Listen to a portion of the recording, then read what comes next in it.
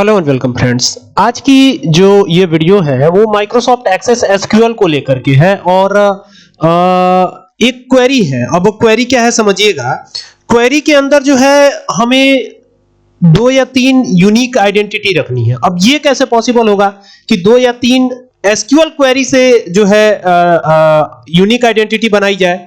तो इसके लिए आज ये वीडियो बना रहा हूं और यहां पर एक्सेस को सबसे पहले ओपन करेंगे। माइक्रोसॉफ्ट एक्सेस ये 2021 ही मैं ओपन कर लेता हूं और यहां से ब्लैंक डेटाबेस पे हमें जाना है। जैसे ही ब्लैंक डेटाबेस पे जाते हैं तो आपको ये दिखाई पड़ेगा, इस तरह का सिनेरियो आता हुआ दिखाई पड़ेगा। ये देख सकते हैं यहां पर ये आया हुआ है, ठीक है। अब ये एसक्यूएल के अंदर जब काम करेंगे तो सीधा आप वहां पे क्वेरी लिख सकते हैं, लेकिन यहां पर आपको डेटाबेस लेना होगा। यहां पर आप चाहे तो आपकी इच्छा, आप डेटाबेस का नाम चेंज करना चाहे तो यहां से इसका नाम बदल सकते हैं। फॉर एग्जांपल अगर मैं यहां पर यूनिक देना चाहूं या कुछ ऐसा देना चाहूं, क्वेरी देना चाहूं, तो कुछ भी यहां पे दे सकता हूं, ठीक है। तो क्वेरी नाम दे दिया हमने इसे, तो ये क्वेरी के ही नाम से सेव हो गया। जो नाम देंगे उसी नाम से ये सेव हो जाएगा, ठीक है।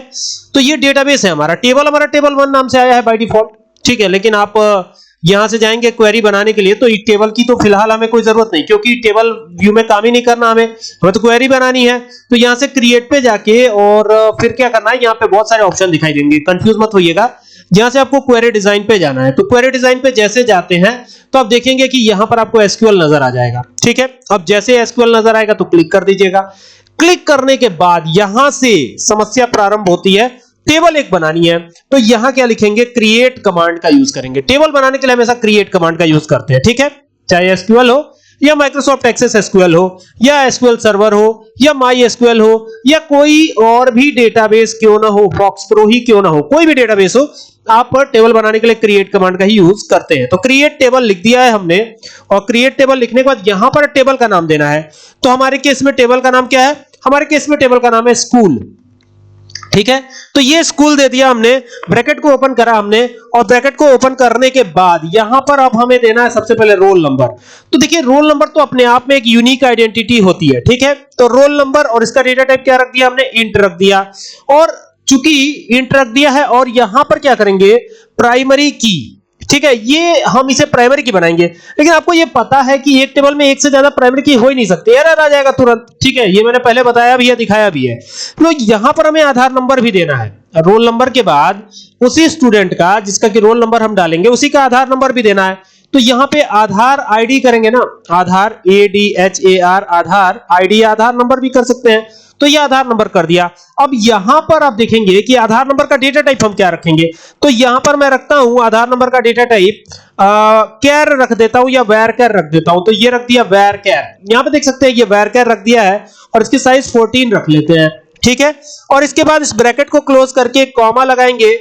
अब ये आधार आईडी को तो यूनिक आइडेंटिफिकेशन हमने दिया ही नहीं, दिमाग में सीधा बात यही स्ट्राइक करती है कि आधार आईडी को हमने यूनिक आइडेंटिफिकेशन ही नहीं दिया, तो फिर ये यूनिक आएगा कैसे, ठीक है। रोल नंबर तो आ जाएगा क्योंकि हमने वहां प्राइमरी की लिख दिया। अब ये भी है कि प्राइमरी की एक टेबल में एक से ज्यादा होगी ही नहीं, तो फिर तो ये तो प्रॉब्लम ही प्रॉब्लम है। तो देखिए आगे जो है आराम से देखिए इसको, यहां पर मैं नेम भी दे देता हूं। तो नेम तो यूनिक नहीं होता है, नेम तो रिपीट हो सकता है। यहां पर इसका भी डेटा टाइप हम रख लेते हैं वैर कैर, ये रख लिया और यहां साइज 30 कर दिया हमने और यहां पर इसे बंद किया। और फिर यहां पर कॉमा दे करके एंटर करके नीचे आएंगे, चाहे वहीं पर भी लिख सकते हैं। कॉन्स्टेंट यहां लिखेंगे CONS, कॉन्स्टेंट TRAINT। तो ये हो गया कॉन्स्टेंट CONSTRAINT, ठीक है। तो ये हो गया कॉन्स्टेंट और यहां पे क्या लिख दीजिएगा, UQ,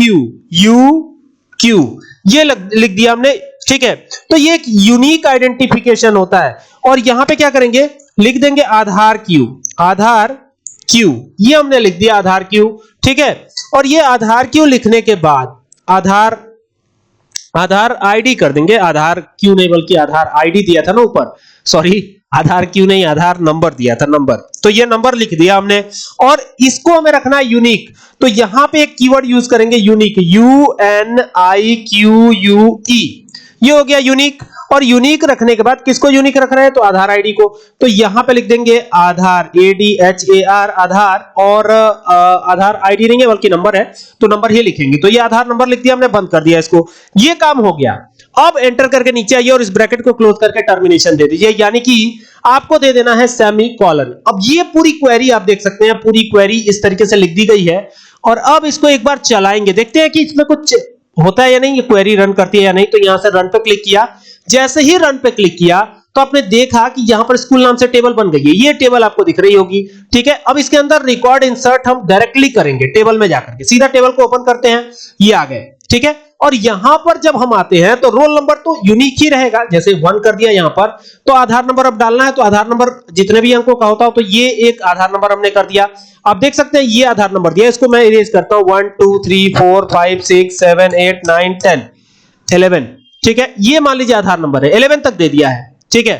9 के बाद हमने 0 दिया है, फिर 11 दे दिया है, ठीक है। तो ये इस तरीके से दे दिया है। अब यही सेम चीज जो है क्या नीचे रिपीट हो सकती है? नहीं रिपीट हो सकती है, ठीक है। अब कैसे नहीं रिपीट हो सकती है? क्योंकि हमने इसे कंपोजिट की बना दिया। कंपोजिट की का मीनिंग होता है कि जो है वो भी यूनिक आइडेंटिटी होल्ड करती है, ठीक है भाई। रोल नंबर तो ठीक है, वो प्राइमरी की है, लेकिन कंपोजिट की भी यूनिक आइडेंटिटी होल्ड करेगी। अब जैसे स्टूडेंट का नाम लिख दिया हमने राम, ठीक है।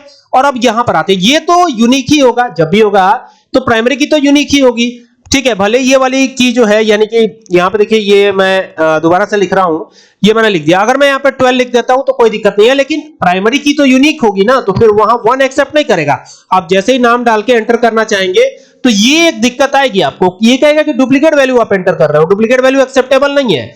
तो इसको हटा दीजिए, यहां 2 कर दीजिए, अब ये एक्सेप्ट हो जाएगा। अब नीचे आ जाएंगे, आप देख रहे हैं। लेकिन यहां पर जैसे ही आते हैं, और अगर इसको भी डुप्लीकेट आपने रख दिया तो ये भी एक्सेप्ट नहीं करेगा।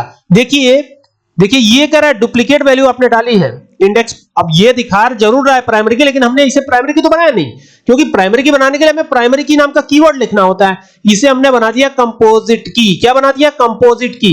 तो एक टेबल में न जाने कितने आप कंपोजिट की रख सकते हैं, आपकी मर्जी, ठीक है। ये तरीका है एक टेबल में एक से ज्यादा जो है यूनिक की रखने का, ठीक है। अब देखिए मैं फिर यहां पर आता हूं, मैं आपको फिर से वो क्वेरी दिखाता हूं जिससे ये बनी थी। तो देखिए ये वो क्वेरी थी, यहां पे देख सकते हैं आधार आईडी भी हमने दिया हुआ है, ठीक है, और नेम भी दिया हुआ है। तो अगर आधार आईडी के बाद कुछ और भी देना चाहते हैं, जैसे पैन कार्ड नंबर हो गया, पैन कार्ड नंबर कर देते हैं, NO नंबर, ठीक है। और यहां पे इसका भी डेटा टाइप हमने रख दिया var_char, और var_char रख करके इसकी साइज 20 कर दी हमने, और इसको बंद कर दिया। अब देखिए यहां पर आप देखेंगे कांस्टेंट UQ आधार आईडी ये लिखा हुआ है, ठीक है। तो अभी हमें क्या करना है, अभी यहां पर ये तो हमने दे दिया है, लेकिन एक चीज और देनी पड़ेगी। क्या देनी होगी? हमें इसको भी सेम चीज यही लिख देना होगा, ठीक है। अब तो समझ में आ गया होगा आपको कि ये कैसे करना है, ठीक है। पैन कार्ड के लिए भी ऐसे ही डिटेल आप लिख दीजिएगा तो आपका काम हो जाएगा, ठीक है। उम्मीद करता हूं कि बात आपके समझ में आई होगी कि ये कैसे कैसे करना है, ठीक है। अब ये पूरी जो है दिक्कत आपकी सॉल्व हो गई होगी, ठीक है। तो अगर आपको ये वीडियो पसंद आए तो शेयर कीजिएगा, और शाम तक कोशिश करता हूं एक और क्वेरी से रिलेटेड एक रिक्वेस्ट है, उसको भी सॉल्व करके वीडियो अपलोड करने की। तब तक के लिए देखते रहिए हमारे चैनल को। Thank you for watching this video.